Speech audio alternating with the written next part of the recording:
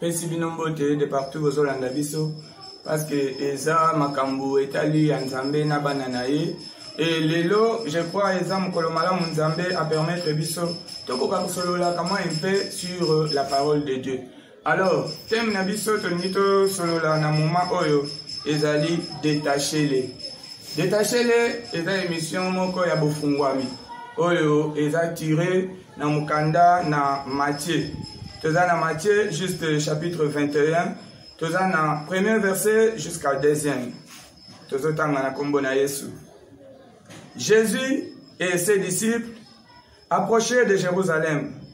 Ils sont près de Bethphagée, vers les monts des Oliviers. Alors Jésus envoya 2 disciples en leur disant: allez au village qui est devant vous. Là, et vous verrez tout de suite une ânesse attaché avec une corde et son petit âne avec elle. Détachez-la et amenez-les-moi. C'est que juste l'émission Oyo intitulée Nabiso Esaturé na Mukanda Oyo. Verset Oyo Ezota Sabisoni. Jésus a commis na moment alinga kende ko fêter. Il faut kende ko fêter na ville. Or que kuna pe na ville singa ezo zelaye po akende pe ko se kisaba Oyo bakufa Oyo bakenda na basinga ba Abraham ba Moïse ba Isaac. Alors atali que comment na koki ko fêter tant que ba Oyo yanga bazala ko kangama. Alors, atali atindi baye kolinaye bokende quelque part bokokuta c'est que lelo awa bande kolobela anes lelo toza kozela retour wana à Jésus. Jésus akoki koyate aussi longtemps que yo oyo ozayaye ozanani akokangama. Tant que tozolo bakokangama en fait cela veut dire kokangama yelakisi mutu moko azana mukili Nzambe atindaki na mukili awa mutu moko te Nzambe atindaki ayo konyoka toyaki biso nyonso tozala na vie ya malamu po tozwa ta kokumisa Nzambe. Mais tu es se retrouver dans un moment difficile. Pourquoi? Parce que tu tombé dans ma boko ya prince de ce monde, le diable. Diable aye alongoli esengwa mutunios. C'est que tangu tozolo bela kokangama awa. Nous faisons allusion à ceux qui ont des problèmes compliqués. Okuta mutu aja akobala ese koki me aobala te. Ajo mutu akoki kosala makambu deja ekoki. Akoka kosala makambu aminene wana te. C'est que vie na ye ba étoile na yenyo seza bloqué. Eza lié. C'est pourquoi Ndengozo Landa, tu es juste kotali sayo que eza émission ya délivrance ou les autres qui s'est détaché, c'est que fungolaye, longolaye na situation wana ya mabe. Vous nous suivez de partout. Toute situation compliquée, o eza ko lelisa kayo. C'est le moment ya yo ko lukanzambe o nzambe akota afungolayo. Alors Jésus atindi baye ko linaye, baye ko lia atindi lelo, c'est juste le pasteur Jean-Paul Ndengozo Landa wana.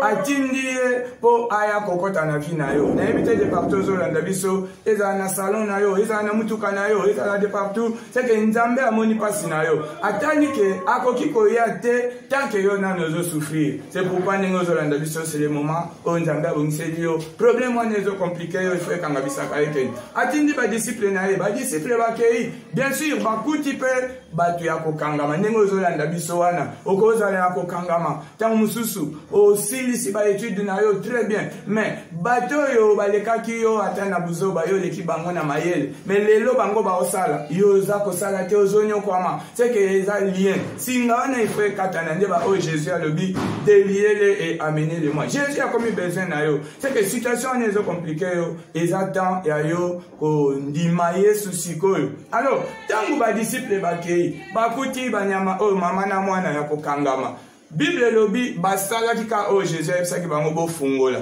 Et na 3 à lobby si quelqu'un vous demande quelque chose vous lui direz le propriétaire en a besoin. Ceux qui m'ont tuni bino likambu à propos ya nyama bolingi bo fungola le ba mokolo ne azana besoin na ye c'est que ndingo landa biso wana peut-être le ba ko sambela gate non mutu nyonso na mokilo azaka ya Nzambe difficulté wana ozana yango Nzambe amoni yango ndi atindi biso totalisa yo ke yaka epa na ye a fungola vi na yo. C'est pourquoi ba eko litango bakomi mbala moko banyama ba discutaki te bazalaki na singa ekatani singa na yo o ezo bloquer yo lelo eza il faut ekatana parce que gloire na Nzambe il faut ekotana vi na yo. C'est pourquoi comment mutakoyi kokoma na niveau ya kokangama. Kokangama ezalaka nango très facile parce que eza ba idéologie oyo soki to déplacer kama muke na mukanda mususu na Matthieu chapitre 22 verset 13.